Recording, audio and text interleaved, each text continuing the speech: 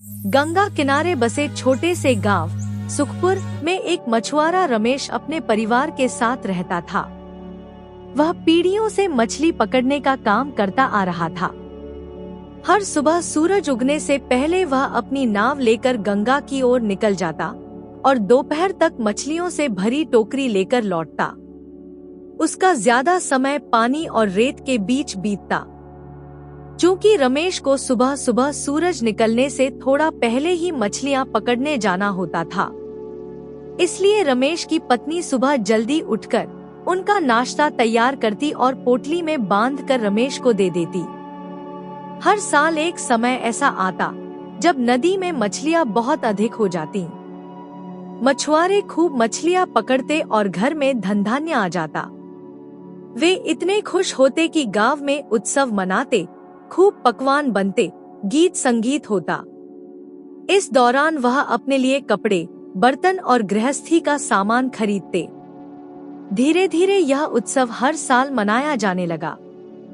धीरे धीरे यह खुशी एक त्योहार का रूप ले चुकी थी। हर साल अच्छी मछली पकड़ने के मौसम में गांव के सभी मछुआरे मिलकर उत्सव मनाते। कई बार वह इस उत्सव में गांव से बाहर रहने वाले अपने प्रिय मित्रों व रिश्तेदारों को भी आमंत्रित करते। इन्हीं त्योहारों के दिन चल रहे थे। शहर में रहने वाले रमेश के छोटे भाई अनूप अपने परिवार के साथ रमेश के घर आए हुए थे। अनूप के साथ उनके दो प्यारे बच्चे प्रिया और दिनेश भी होते हैं। प्रिया रमेश को मछुआरों वाली वेशभूषा में देखकर हैरानी से पूछती है, अंकल अंकल, आपने ऐसे गंदे और ढीले कपड़े क्यों पहन रखे हैं? प्रिया के पिता अनूप प्रिया को डांटते हुए कहते हैं, बेटा बड़ों से ऐसे बात नहीं करते, आप चुप रहिए, जाइए बाहर खेलिए। लेकिन रमेश कहते हैं, नहीं अनु, बच्चों के सवाल कभी कभी बहुत गहरे होते हैं, हमें उन सवालों को नजरअंदाज नहीं करना चाहिए। इससे पहले कि वह कोई गलत राय बना ले, हमें उन्हें सही जानकारी और शिक्षा देनी चाहिए। हम उनके सवालों के जवाब देकर बच्चों को अच्छे संस्कार और शिक्षाएं भी दे सकते हैं और खुद भी बहुत कुछ सीख सकते हैं। रमेश प्रिया को बताते हैं, बेटा क्योंकि हम मछली पकड़ने समुद्र में जाते हैं, वहाँ पानी और रेत के बीच हमें काफी देर तक रहकर मछलियाँ पकड़नी पड़ती हैं। इसलिए हमें हल्के और ढीले कपड़े पहनने पड़ते हैं, जिससे अगर हमारे कपड़े भीग भी जाएं तो हमें परेशानी ना हो, और वह गंदे भी हो जाएं तो हम उन्हें आसानी से साफ कर सकें। प्रिया ने कहा, अच्छा अब मैं समझ गई। लोग जैसा काम करते हैं उसी के हिसाब से कपड़े पहनने पड़ते हैं।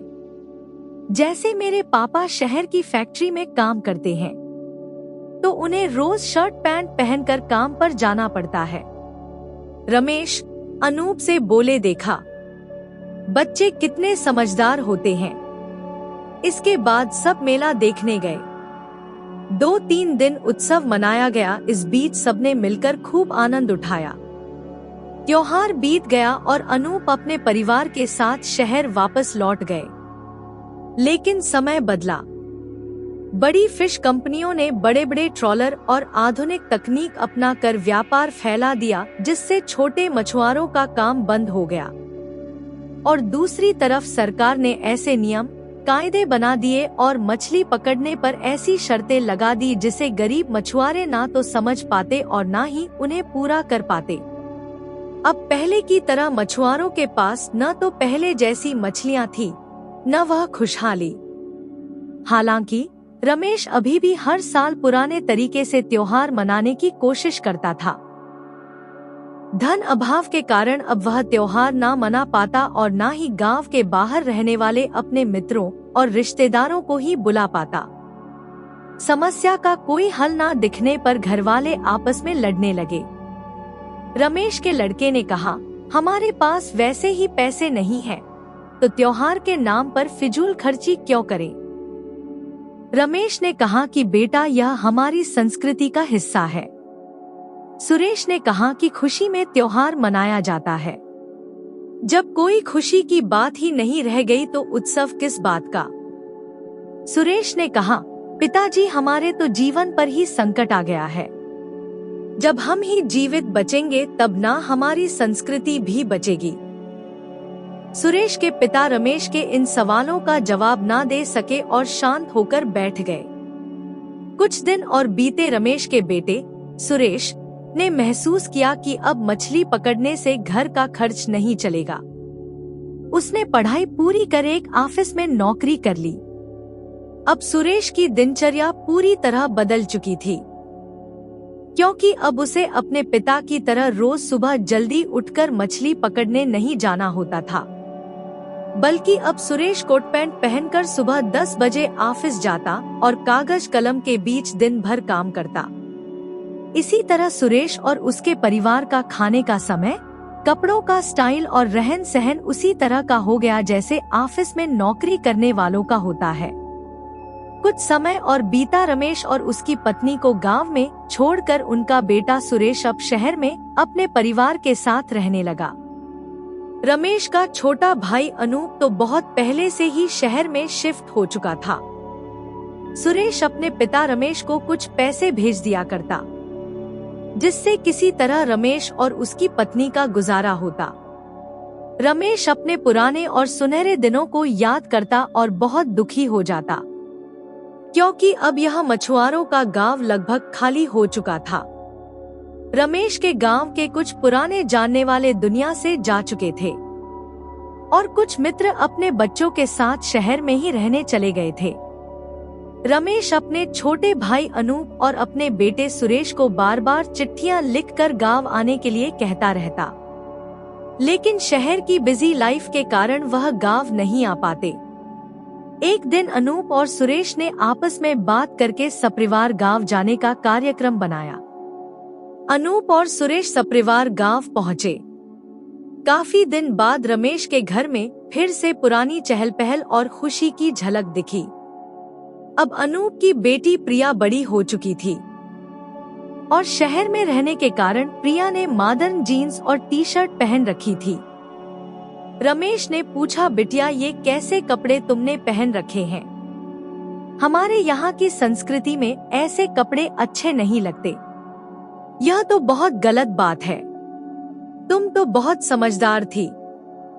प्रिया ने कहा, बाबा आप ही ने तो मुझसे बचपन में कहा था कि आदमी जैसे माहौल में रहता है और जैसा काम करता है उसका रहन सहन भी वैसा ही हो जाता है। प्रिया ने कहा कि मैं शहर में रहती हूँ और कॉलेज में पढ़ती हूँ। वहाँ हर चीज बाहर की आ गई है। नई नई मशीनें और टेक्नोलॉजी सब विदेशी है। कॉलेज और यूनिवर्सिटी में कंप्यूटर से पढ़ाया जाने लगा है। जिस कंपनी से मुझे नौकरी का ऑफर आया है वह कंपनी भी मल्टीनेशनल विदेशी कंपनी है। प्रिया कहती है, अब आप ही बताइए बाबा, मशीनें विदेशी, टेक्नोलॉजी विदेशी, काम देने वाली कंपनी भी विदेशी, तो जब सब कुछ बाहर से आएगा तो वो वहाँ की संस्कृति भी तो अपने साथ लाएगा।